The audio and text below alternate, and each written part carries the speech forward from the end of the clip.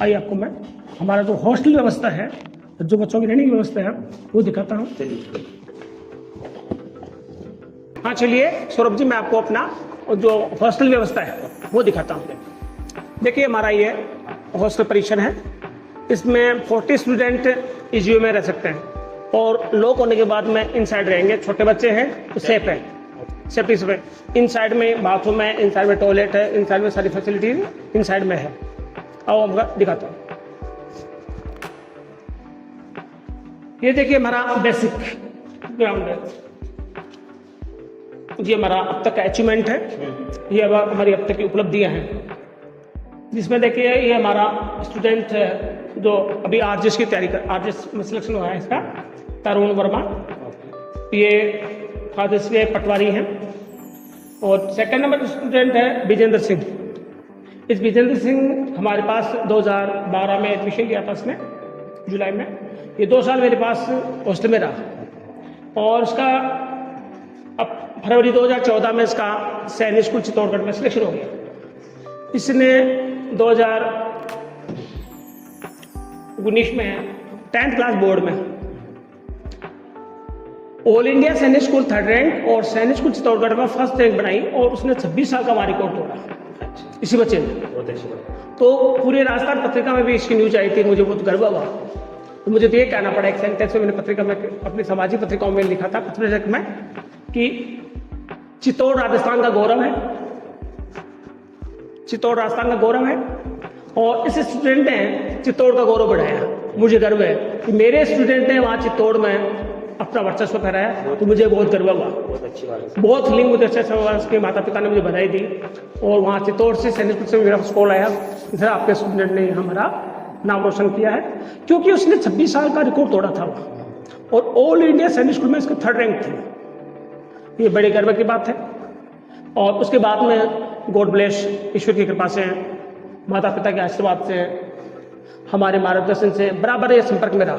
ये बच्चे की खासियत रही कि इसने स्कूल हमारे से हटने के बाद भी हमें अपना शिक्षक मानता रहा, आदरणीय स्टूडेंट बना रहा, हम आदर्श शिक्षक बने रहे और इसका एनडीए में सिलेक्शन हो गया। अब इसने 5 सेमेस्टर कर लिए कंप्लीट, वहाँ 2 साल 6 महीने का एनडीए कंप्लीट हो गया। अब लास्ट टाइम है इसका और अगले 6 महीने बाद में इसका फाइनली टर्निंग हो जाए इस चीज़ की। तो इसने नेवल ज्वाइन की है। देखिए इसके आकाश में, तो उसने रिटर्न में अच्छे मार्क्स लाया, मेरिट में इसके अच्छे मार्क्स थे, फिर भी इसने एयरफोर्स की जगह नेवल ज्वाइन की। तो मैंने क्वेश्चन किया भाई आपने नेवल्स कैसे ज्वाइन की?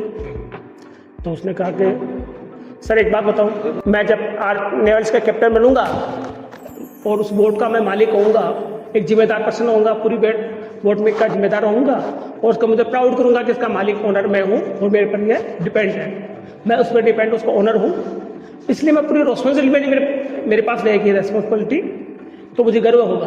तो मुझे बहुत अच्छा लगा कि कितना। आइए देखिए अपने 2017 में हमारे सैनिक स्कूल में जो सिलेक्शन बच्चे हुए थे उनका टीम है 17-18 में, बाकी पिक्चर से हमारे पास नहीं है। ये मैंने जवाहर नवोदय विद्यालय, इस जवाहर नवोदय विद्यालय में हमारे स्टूडेंट खूब सिलेक्शन होके गए हैं। ये आपका अपना सैनिक स्कूल चित्तौड़गढ़ सैनिक स्कूल का पिक्चर है। यहाँ देखिए जयदीप जी धनखड़ है जो हमारे अभी प्रेजेंट उपराष्ट्रपति है। चित्तौड़ सैनिक स्कूल ने सबसे ज्यादा जनरल दिया इंडिया को और उपराष्ट्रपति भी दिया। इससे बेस्ट क्या होगा? इससे पहले वाले जनरल थे स्वाग, वो भी ऐसे ही थे। सैनिक स्कूल चित्तौड़गढ़ है, राजस्थान का गर्व है और आर्मी के लिए प्राउड है। यहाँ बहुत ज्यादा जनरल निकले। देखिए इस पिक्चर में देखिए, ये general lieutenant general Mandhata Singh ji है। ये चित्तौड़गढ़ सैनिक स्कूल 1961 में स्टेब्लिश हुई थी, उस समय के पहले स्टूडेंट है ये वहाँ। और उन्होंने वहाँ मॉनिटरिंग की, क्लास मॉनिटर भी रहे, लीडरशिप की और एनडीए में सिलेक्शन भी हुए और ऑफिसर भी बने और असम में ऑपरेशन में बहुत से कार्य किए उन्होंने और हमारे लिए भी प्राउडेडफुल थे। तो हमने भी एनुअल फंक्शन पर हमारे स्कूल में उनको बुलाया था और उन्होंने बच्चों को सम्मानित किया और हर बार ये सैनिक स्कूल चित्तौड़गढ़ एनुअल फंक्शन में जाते रहते। तो वर्तमान सरकार ने इसको स्टेट वाइज सीटें दे दी और हर स्टेट से एक, बड़े स्टेट से 2 और कुछ छोटे स्टेट है उससे 2-3 मिला के स्टेट वहाँ से सिलेक्शन होता है। हर 6 मंथ बाद में एग्जामिनेशन होती है और सिलेक्शन होता है। ये आपका राष्ट्रीय मिलिट्री स्कूल, अपने राजस्थान में 2 राष्ट्रीय मिलिट्री स्कूल है, एक तो अपने अजमेर में, दूसरा धौलपुर।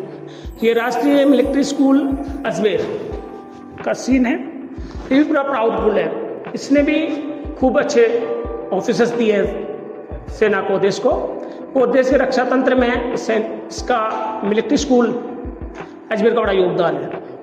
इसी से मेरा भतीजा निकल के भी लेफ्टिनेंट कर्नल है और अभी आफ्टर 6 मंथ बाद में कर्नल बन जाएगा। अजीत सिंह शेखावत है मेरा भतीजा ही है, वो यहाँ से ही पढ़ करके बना था। इसके अलावा देखिए सर, हमारे यहाँ जो स्टूडेंट सिलेक्शन हुए थे, हाँ, उनके प्रशस्ति पत्र मिले हुए हैं, बच्चों को प्रशस्ति पत्र मिले हुए हैं। आइए आपको हॉस्टल व्यवस्था, सिटिंग व्यवस्था दिखाते हैं। देखिए हमारे यहाँ ये ऐसी पूरा ब्लॉक ऐसी ब्लॉक है, और इसमें देखिए 2 AC लगी हुई है और 2 फैन है, और हर ब्लॉक है, हर स्टूडेंट अपना सेफ्टी लॉक है, और अपना चाहे वो सामान रख ले लॉक लगा सकता है।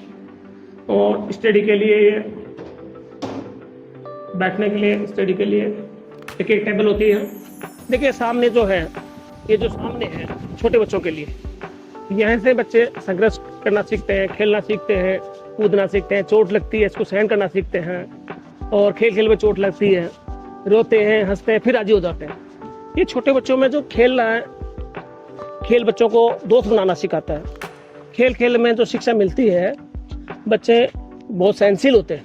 ये जो खेल ग्राउंड है, इस खेल ग्राउंड के पीछे लक्ष्य ये होता है कि बच्चा शरीर से मजबूत होता है। हाँ, और जितनी शारीरिक क्षमताएं खेल से बढ़ती है, जितना मित्र भाव खेल से बढ़ता है, अपनापन जो खेल से बढ़ता है, टीम में जो जीतने और हारने की जो भावना होती है, बड़ा सहनशील होता है। जहाँ जहाँ आजकल जो केस आ रहे हैं सोसाइटी के बच्चों के, वो वही बच्चे करते हैं जिन्होंने मित्र भाव नहीं है, जीवन के प्रति मोह नहीं है, मित्रता नहीं है, सहनशीलता नहीं है, वहाँ ऐसी स्थिति बनती है। जो बच्चा खेलेगा उसे चोट लगेगी तो सहन करना सीखेगा, सहनशील। चोट लगने के बाद भी हंसेगा। चोट लग गई, घाव हो गया, खून बह रहा और उसकी जीत होती टीम की, तो हंसेगा। तो उसने सहन करना सीखा खेल के माध्यम से। उसी प्रकार हारती है टीम तो बड़ा दुख होता है उसको, बड़ा मायूस होता है बच्चे, पूरी टीम रोने लग जाती है कई बार, तो सीखता है कुछ, पर रो करके भी फिर वो उत्साहित होती है कि अगली बार जीतेंगे, अगला गेम जीतेंगे।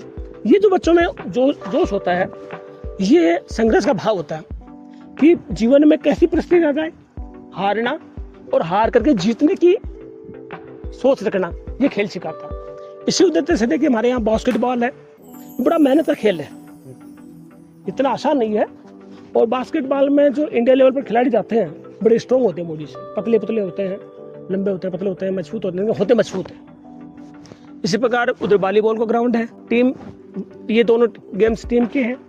ये हमने क्रिकेट का पिच है, क्रिकेट का भी है, और अभी लॉन टेनिस और टेबल टेनिस का प्रोग्राम भी शुरू कर रहे हैं, ताकि बच्चे इंडोर गेम में भी अपनी काबिलियत दिखाए। आज जो इंडोर गेम्स हो रहे हैं, ये भी अपना अपना महत्व रखते हैं। तो हम बच्चों को, छोटे बच्चों को भी अभी इस बार हमारे जो आपने देखा, पहले भी हमारे स्टूडेंट थे जो भी कई स्टेट खेल के आए हैं, नेशनल भी खेले हैं, और अभी आगे भी नेशनल भी खेलेंगे, स्टेट भी खेलेंगे, ऐसा हमारा रहेगा।